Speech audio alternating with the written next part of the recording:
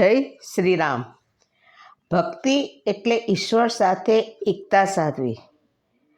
ભક્તિ કોને કરવી, કેમ કરવી, કઈ રીતે કરવી, તે માટે નવધા ભક્તિની સમજણ અત્યારના દરેક લોકોને નવધા ભક્તિની સમજણ હોવી જરૂરી છે.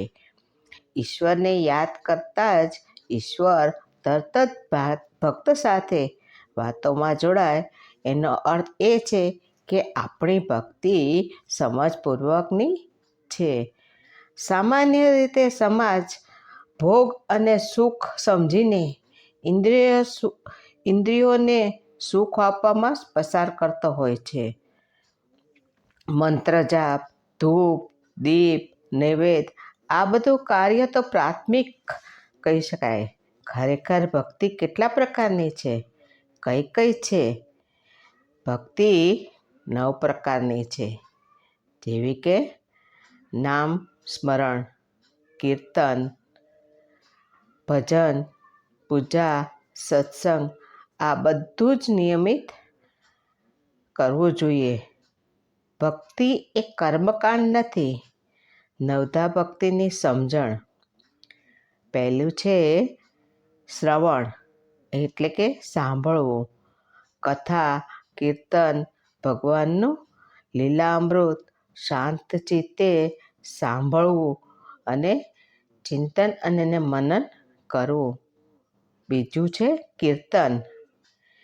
કીર્તન અત્યંત ભાવપૂર્વક ગુણગાન અને ચરિત્ર સાંભળવા, લાગણીપૂર્વક એકાકાર થઈ ઈશ્વરનું ભજન અને કીર્તન કરવું.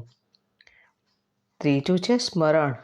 પ્રભુને યાદ કરી તેને અનુલક્ષીને મંત્ર જાપ કરવો. ચોથું છે પાદ સેવન. પ્રભુના ચરણમાં સમર્પિત થઈ પ્રભુને જ્ઞાનનું હૃદયપૂર્વક પાલન કરવું. અર્ચન. અર્ચન એટલે કે પ્રભુના સાનિધ્યમાં રહી પોતાની જાતને સમર્પિત કરવી. પ્રભુને પસંદ હોય તે અર્પણ કરવું, એને અર્ચન કહેવામાં આવે છે. વંદન.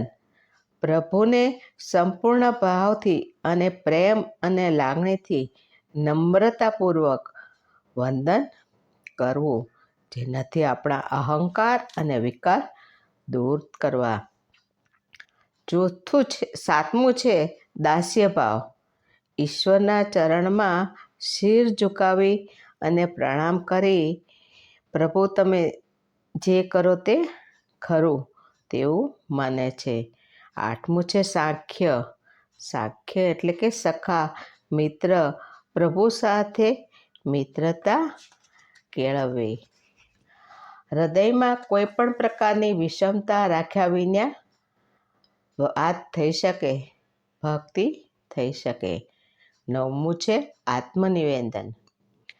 ભક્ત ભગવાન સમક્ષ પોતાનું મન ખુલ્લું રાખી ભગવાનનું સ્મરણ સ્વીકારી તેનું નામ ને સમર્પણ ભાવથી, નિખાલસથી અને નિસ્વાર્થથી ઈશ્વરની શરણાગતિ સ્વીકારવી.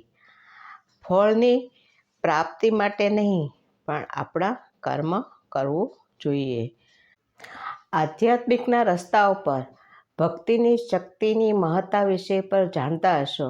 ભક્તિ માર્ગ પર લોકો સમજી શકતા નથી કે તે ભક્તિ કરે છે તે સાચી છે કે નહીં. પણ આ નવધા ભક્તિથી ઘણા લોકોએ મોક્ષ પ્રાપ્તિ કરી છે. જેવી રીતે શ્રવણથી પરીક્ષિત રાજાએ મોક્ષ પ્રાપ્ત કર્યો છે. કીર્તનથી સુખદેવજીએ કથા સંભળાવીને મોક્ષ મેળવ્યો છે. સ્મરણથી ભક્ત પ્રહલાદજીએ મોક્ષ મેળવ્યો છે. અને પાદ સેવનથી જે લક્ષ્મીજી નિરંતર નારાયણની પગની સેવા કરે છે. અર્ચન રાજા પૃથ્વીએ કરી હતી. વંદન અક્રૂરજીએ કરી હતી. અને દાસ્ય ભાવ હનુમાનજીએ કરેલો. અને સાખ્ય ભાવથી અર્જુને કરી હતી. આ રીતે અલગ અલગ લોકોએ અલગ અલગ રીતે નવધા ભક્તિ કરી અને ભગવાનને મેળવ્યા છે અને મોક્ષ મેળવ્યો છે.